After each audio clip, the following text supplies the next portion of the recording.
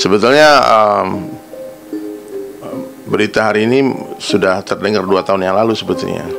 Karena aku tuh pertama kali mengajarkan syahadat kepada Dr. Richard tuh 2 tahun lalu. Ya, dan dia mengakui keislamannya itu ya sejak awal itu. Sejak pertama kenal itu dia mau belajar Islam, tapi bahasanya mau belajar dulu. Kemudian setahun yang lalu aku diajak lagi bicara 4 mata ya di satu restoran di Palembang dekat airport. Dia bilang aku sudah fix, sudah muslim sekarang, tolong rahasiakan. Tapi waktu itu aku cuma ngasih tahu satu orang, Ustadz Felix Xiao. Jadi keislaman Dr. Richard Lee ini sebetulnya sudah dari 2 tahun yang lalu. Jadi kemarin terakhir itu aku diundang ke Sayap Suci kan, lagi ke restoran itu yang non alkohol katanya. Ustadz ngopi sini ya.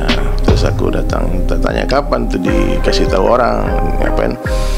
Berita baik ini mesti diberitakan. Dan sampai hari ini sebetulnya Dr. Richard tuh dia masih mau merahasiakan. Tapi kemarin aku udah terlanjur bilang sama dia, aku kasih tahu ya, kalau betul-betul memang benar-benar Islam ini, tentu tidak ada masalah ya. Dia bilang nggak apa-apa, kasih tahu aja. Dia belajar sungguh-sungguh, dan komunikasi saya dengan beliau itu bukan hanya di konten, tapi hari-hari kita WhatsAppan, kita teleponan. Dia tanya-tanya tentang Islam. Waktu di London dia nanya, kok di sini nggak banyak masjid gitu.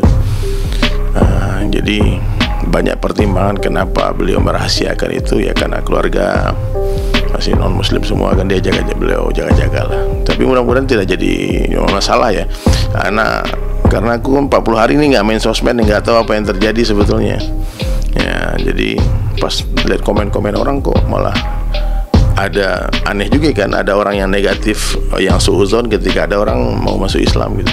Siapapun yang mendengar berita ini, sangka baik sama Allah, sangka baik kepada hamba Allah, dan itu adalah amalan yang tertinggi dalam Islam. Dan amalan yang terendah, yang terburuk dalam Islam itu sangka buruk kepada Allah, sangka buruk kepada hamba Allah. Dengan segala konsekuensinya, saya bilang kan, mau ngaku sekarang, mau ngumumin sekarang, mau ngumumin 10 tahun lagi, buktinya udah ditunda-tunda 2 tahun, tetap aja sama aja kan. Malah menghambat langkahnya Dr. Richard untuk belajar Islam dengan sungguh-sungguh gitu. Sekarang lagi belajar sholat.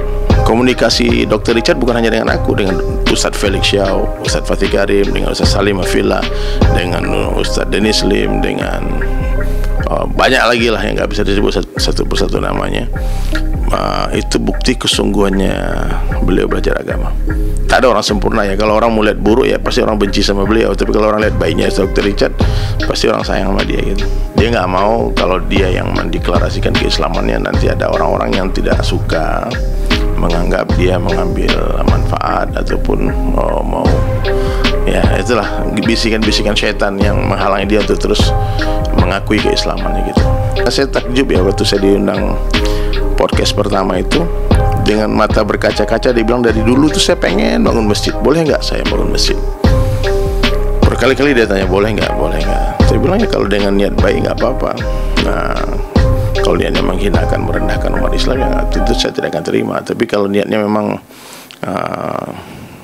tidak ada niat apa-apa kecuali memang pengen berbuat baik saja, waktu itu saya bilang kalau dokternya muslim tentu pahalanya lebih besar gitu. Dan pertama kali syahadat itu saya ingat tuh di tempat makan es kacang merah di Palembang tuh. Saya masih ingat waktu itu aku lagi live TikTok, dan ratusan orang yang nyaksiin tuh beliau syahadat. Cuman waktu itu tidak jadi viral karena aku anggap itu cuma nggak serius gitu. Tapi ternyata pengakuan semalam itu Dr. Richard bilang, waktu pertama itulah aku merasa hidayah masuk. Aku merasa Islam itulah jalan imanku di sana gitu.